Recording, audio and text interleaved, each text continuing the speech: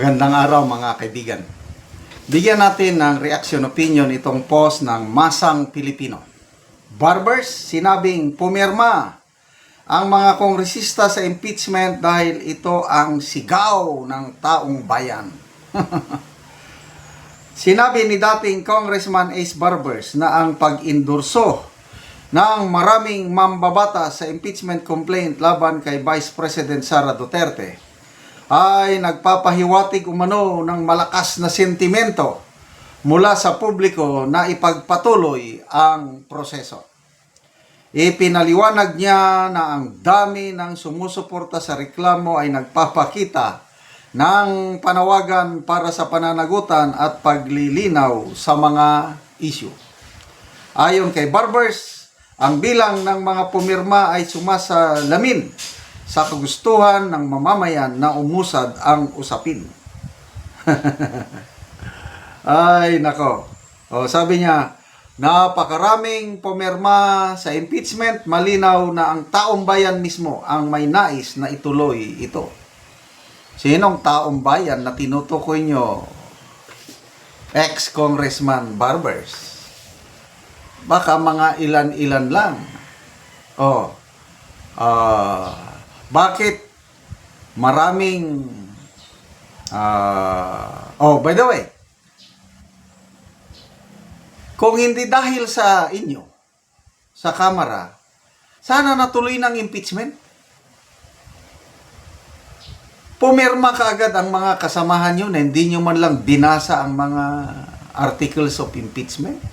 Kaya nga sinupalpal kayo ng Supreme Court. Ang nakakaya kayo dyan sa Kamara. Alam na ng karamihan, alam ng Supreme Court ang nangyari. Kaya, void ab initio ang inyong mga pinirmahan. Ang taong bayan, hindi nyo na maluko ngayon dahil age of social media. Taong bayan kayo ng taong bayan. Tingnan nga natin sa people who reacted. Honorable o ex-honorable Congressman Barbers. Tingnan nyo ha. 19,000 ang nag-react sa inyong statement.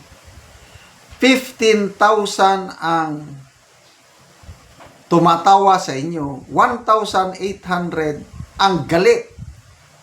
Ang nag-like lang sa inyo is 2,200. So ano yan? Nasa ilang percent ito? 85% ang hindi naniniwala sa inyo. 15% lang ang nag-like sa inyong pahayag. Ibig sabihin, mas marami ang taong bayan na ayaw sa impeachment. Pwedeng ituloy ang impeachment. Why not? It's a constitutional process. Ituloy. Gawin nyo ng tama. Inapuran nyo eh. Ginawa nyo isang araw lang. Pumirma ang karamihang kasama ninyo. Hindi man lang binasa ang articles of impeachment. Bakit? May kapalit daw eh. Dahil hindi ko nakita. But maraming kongresista nagsasabi. May natanggap. Yun? Taong bayan? O kayo-kayo lang? Hindi po kami ipinanganak kahapon lang para maniwala kami sa inyong... Sige, basa tayo sa mga comments. Ronnie Alegria, 300 yan ba ang boses ng 120 million Pilipino? Yes, mga 280 congressmen ang pumirma lahat yung unang impeachment na isinampa. RB Rocales, I'll be watching your reckoning in time. Yes, malapit na ang pagtutuos. Rodenio Pontillar, taong bayan bang pumirma? Hindi. Kayo-kayo lang, mga kongresista. Taong ikaw lang, sabi naman ni Labrigas. Sigaw ng may political agenda. Sabi ni Rose Manalo. Itong bagong impeachment ngayon, ito palang pagdeklarar ni VP Sara nung Wednesday.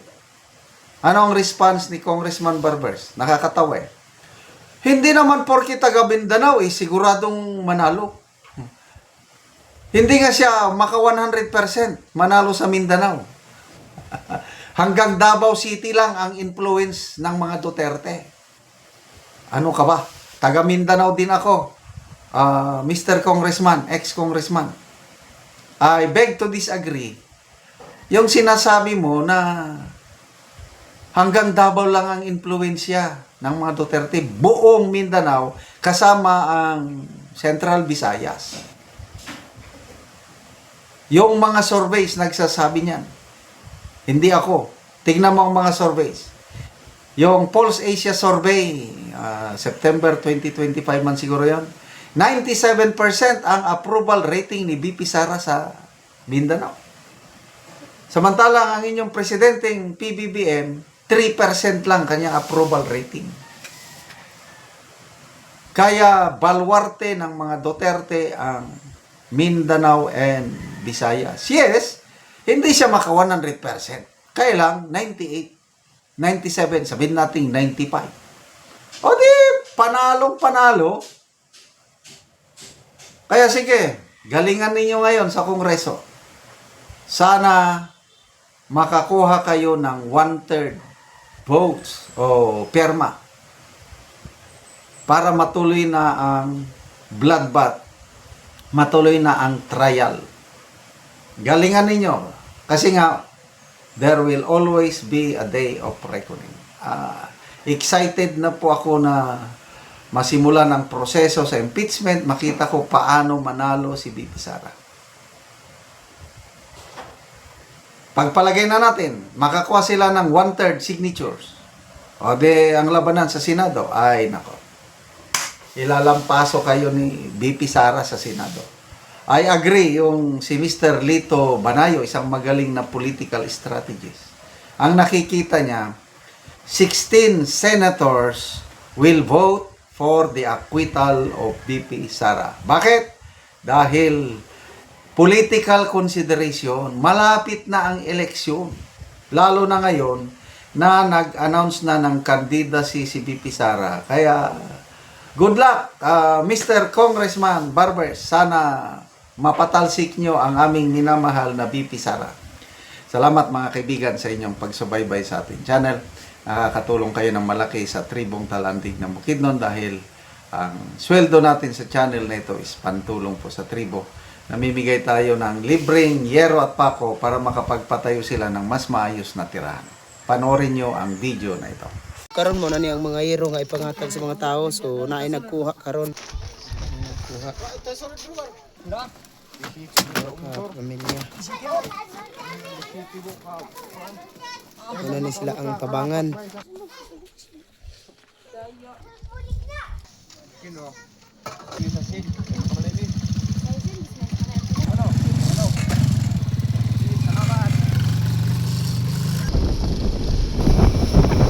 Karon abot na gyud ang gihatag na mga hero.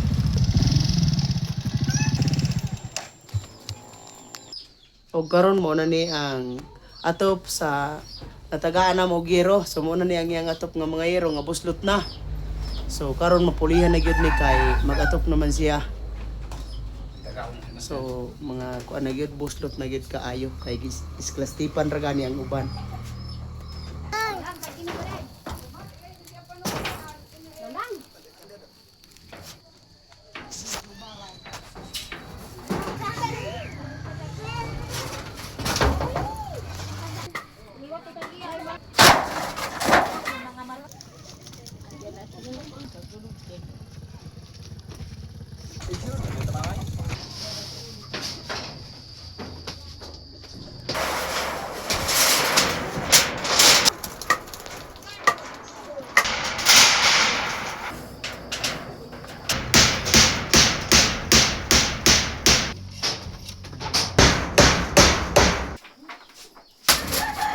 Og karon human na gyud sa pag-atop ang among gihatag nga hero, so napulihan na gyud tong atop nga mga buslot na. Sa nagtabang sa sir, nakatip na gyud antos mi sa ulan. Salamat kaayo. Salamat sa Ginoo nga dili na gyud ni maulanan kay nakatap nami. Oh, pila dito katuig ang inyong atop na nga bago pa na pulihan.